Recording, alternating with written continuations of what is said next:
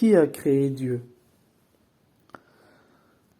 Les gens dont la foi n'est pas ferme demandent parfois, si Dieu a tout créé, qui a créé Dieu?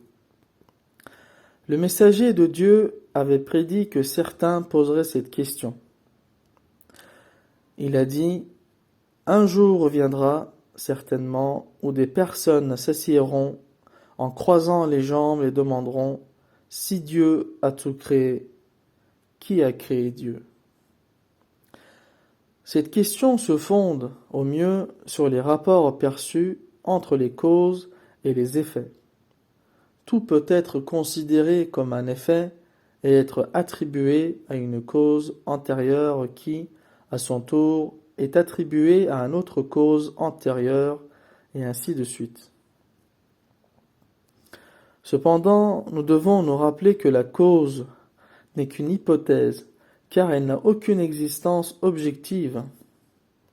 Tout ce qui existe objectivement est un enchaînement particulier de circonstances qui est souvent, mais pas toujours, répété.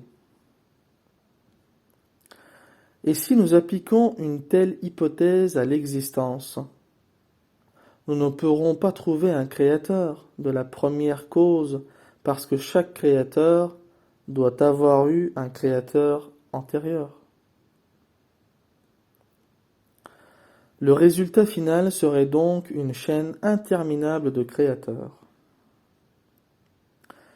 Le créateur doit être autosubsistant et unique, sans semblable ni égal.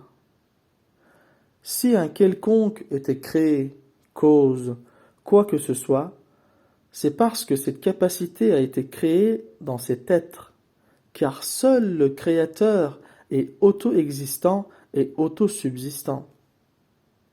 Le créateur est le seul qui crée réellement et qui détermine les causes et les effets possibles pour sa création.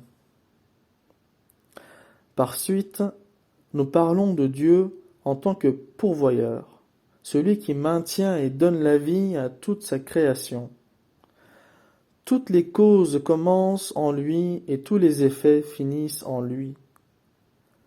En vérité, les choses créées sont des zéros, dont l'addition n'ajoutera jamais rien, à moins que Dieu ne leur accorde une valeur ou une existence réelle en plaçant un 1 positif devant le 0.